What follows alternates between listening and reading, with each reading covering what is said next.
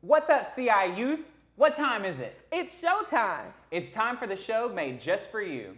I'm Nick. And I'm Faith. We're your hosts. And this is Together for Good. Youth Edition! We both did the fingers.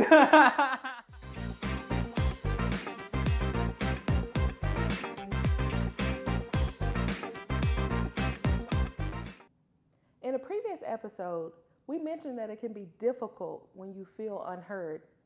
Our youth council members informed us that this can be especially true for youth, whose voices are often overlooked in matters that pertain to them. Matters like your education and your day-to-day activities.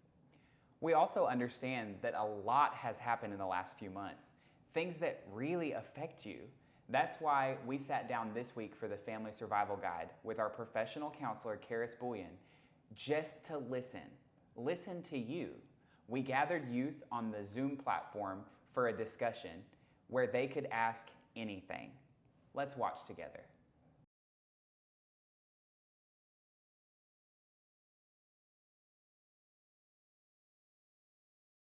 So we're back again for our last session of the Family Survival Guide. We have a panel of youth with us. They're going to be with us over chat and through a Q&A feature.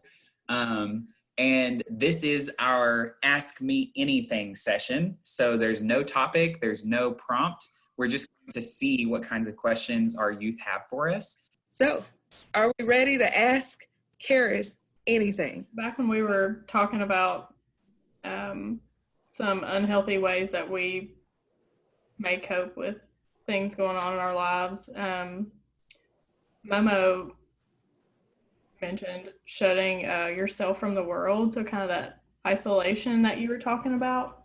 Yeah. What are some ways that you like pull yourself out of that? It's hard too, especially if like people around you don't struggle with depression or mental health, or may not be addressing how they are dealing with those things, to explain how you're feeling, right? Because you feel just like kind of stuck and unmotivated, like we were saying before, feeling very just alone, even though you might be surrounded by family right now and like all the time, even more than usual.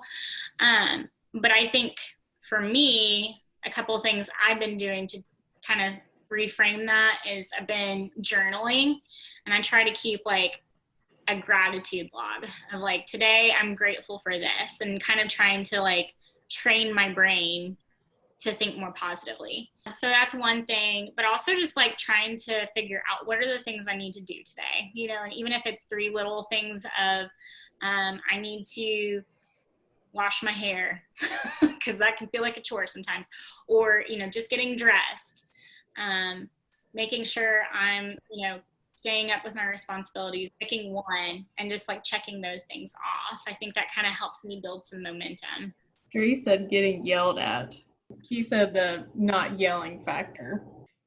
If it's common for the response from your parent to be yelling or angry, what can you do in the moment to try to respond to that? I think it comes back to remembering what we've learned about our survival instincts, and when we flip our lid, we can't use logic, we can't use problem solving, it's just all out the window.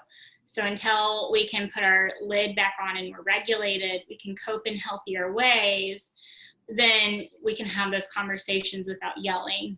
Because yelling is an emotional response. That's reacting, it's not responding. When you're responding to someone, counting like to 3 before you say something back to kind of like let things soak in.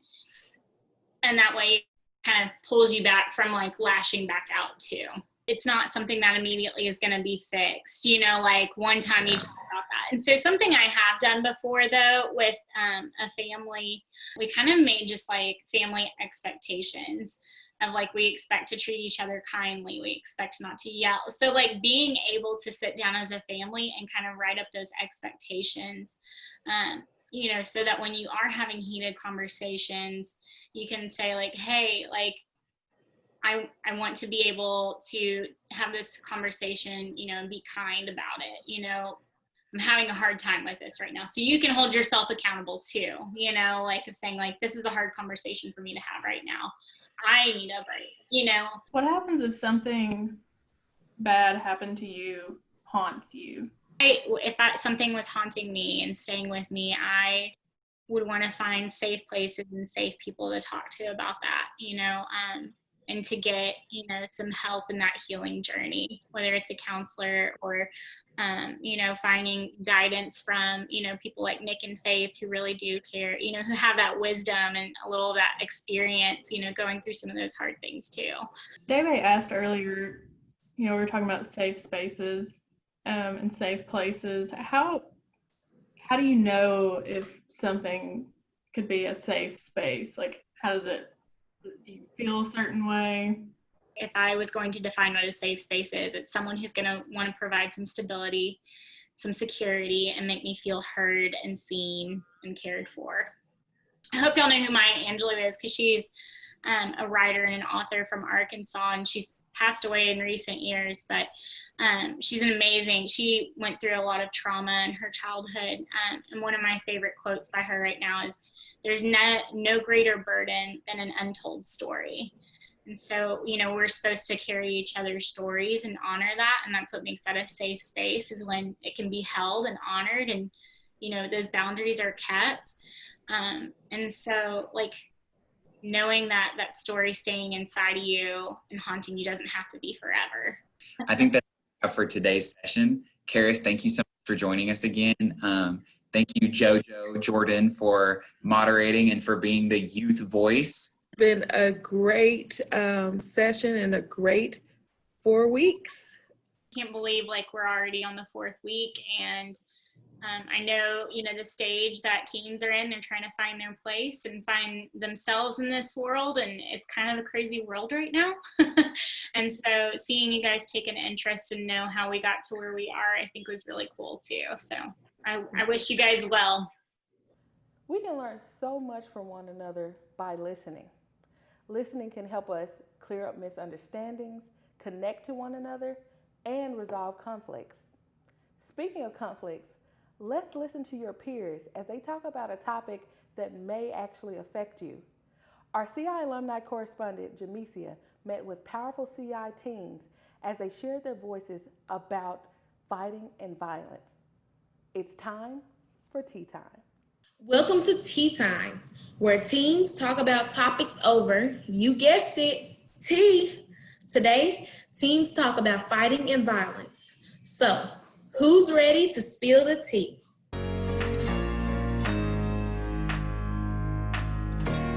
One out of 4 high school students were in a physical fight in 2017, according to the Pew Research Center. When you think about the words violence and fighting, they can be perpetuated by things like guns, knives, or throwing punches. However, some may believe that there are good reasons for these courses of action.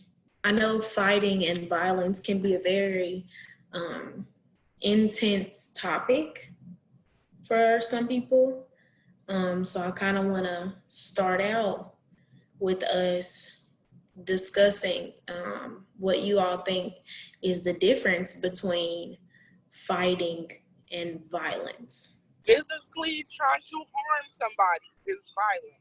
Well, technically fighting is violence. I think if you go into a fight or an argument with the mindset of hurting somebody intentionally or harming them or putting them in a bad place, then I do think that is violence. Violence ensures that someone is probably going to get hurt or someone's planning on hurting another person.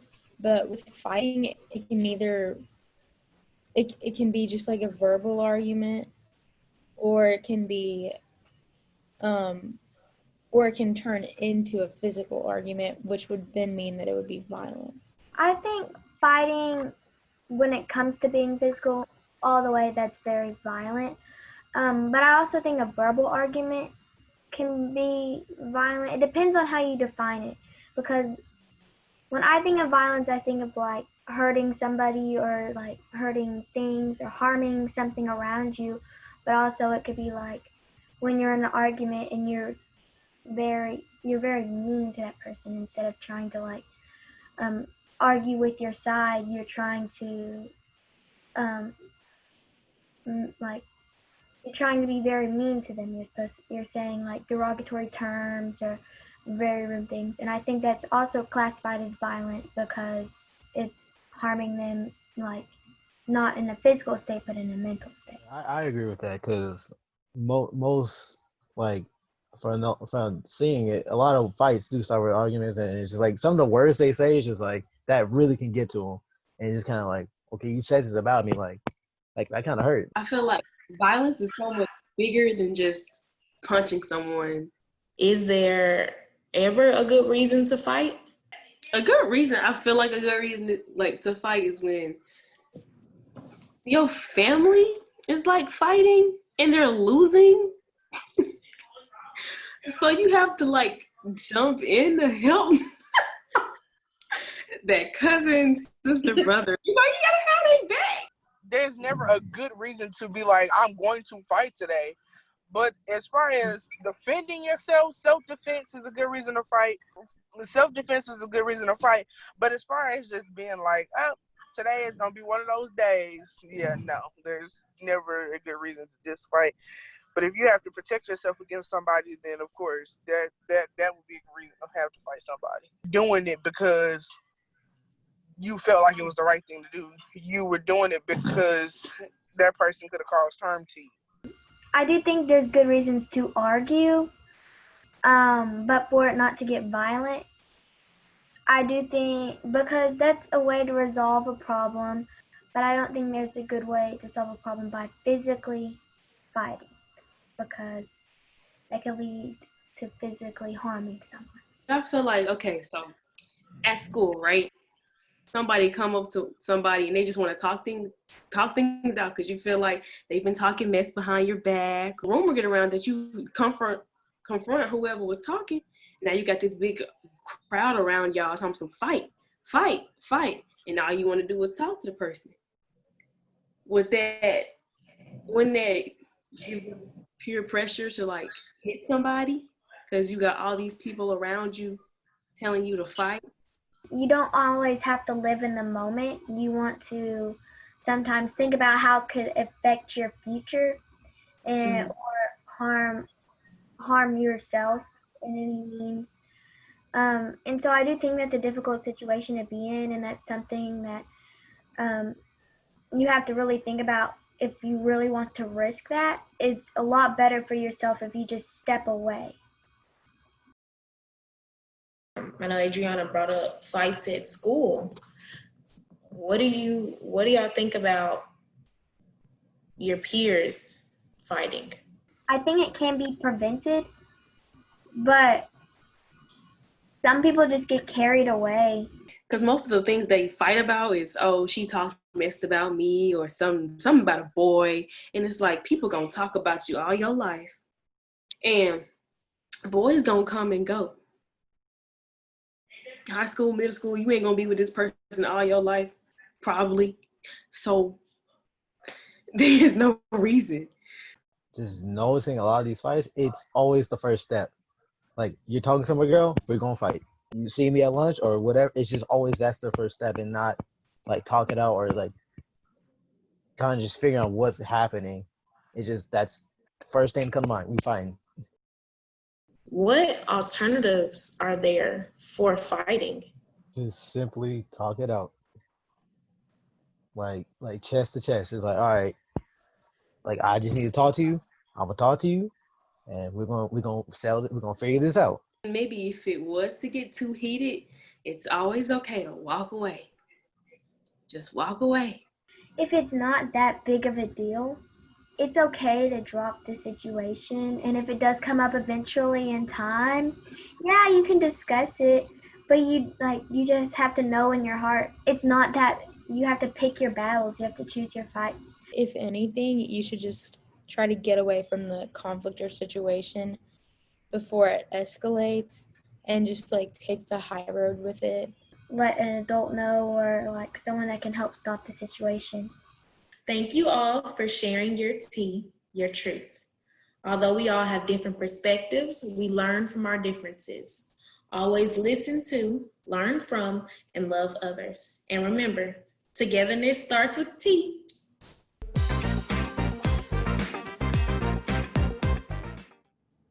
Each week, we're issuing a family game challenge, and you can check that out on the Together for Good Parent Edition. But we also want to hear from our youth. So take a video of yourself responding and giving your opinion on the tea time topic of the week. We want you to have the last word on what we were talking about.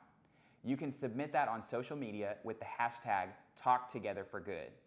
And when you submit a video, we'll put your name into a drawing, and each week we'll pull a name to give a prize. Faith, I loved getting to hear from the youth on this episode and all summer long. I know that you get to do youth programs more with the council and all of the other programs you do, but I usually don't get to hear the youth voice, and I love getting to see the world from their perspective and hear what they have to say. Well, Nick, thank you so much for being willing to listen, because as you probably saw, our youth have plenty to say and their voice needs to be heard. So we need to continue to build platforms and provide spaces for our youth to share their voices. So we're glad that you've joined us for the summer episodes of Together for Good Youth Edition. Make sure you stay subscribed in our YouTube channel and follow us on social media. And let us know what you think about these videos so that we can continue to get better. Fill out our feedback survey in the description box below. And remember, no matter what your age and no matter what the distance, we're all in this together. Together for good.